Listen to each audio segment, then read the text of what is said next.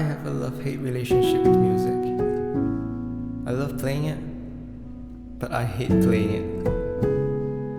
I just suck at it.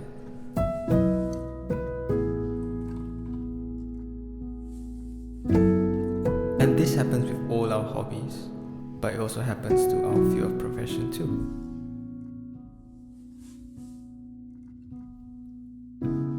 Many of you might not know how it is, but content creators are their own worst critic.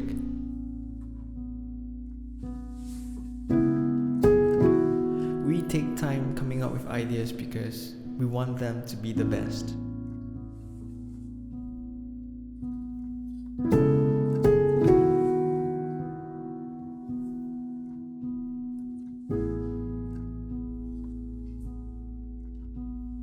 And I'll see you in the next video. Ciao. We know right away if we've just did a bad recording session.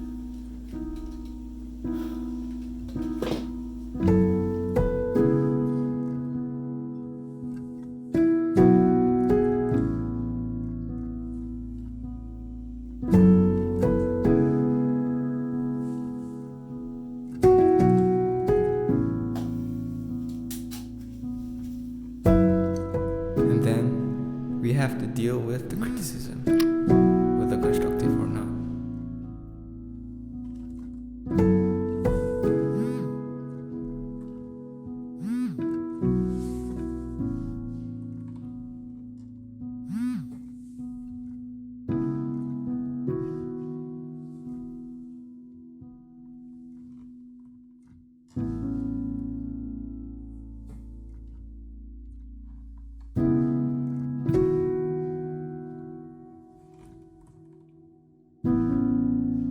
It's easy to comment on someone's work, but unless we understand how much effort and planning that goes behind that piece of work, we'll never be in their shoes.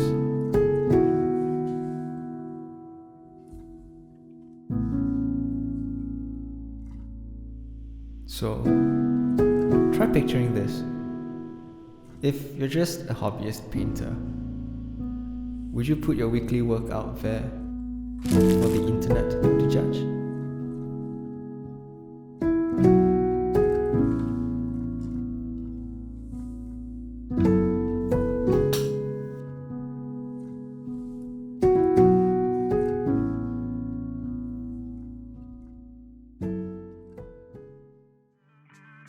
Alright, so welcome back to another video, and what you've just watched is my latest short film. I titled it My Writer's Block because these are the few things that sort of prevent me from creating more. And if you've not guessed it by now, yes, I actually shot this whole thing on a smartphone. Like, to be specific, it's on my Google Pixel 3 XL. So what I'm trying to do, and more like trying to show you, is that your equipment should not limit you from creating stuff.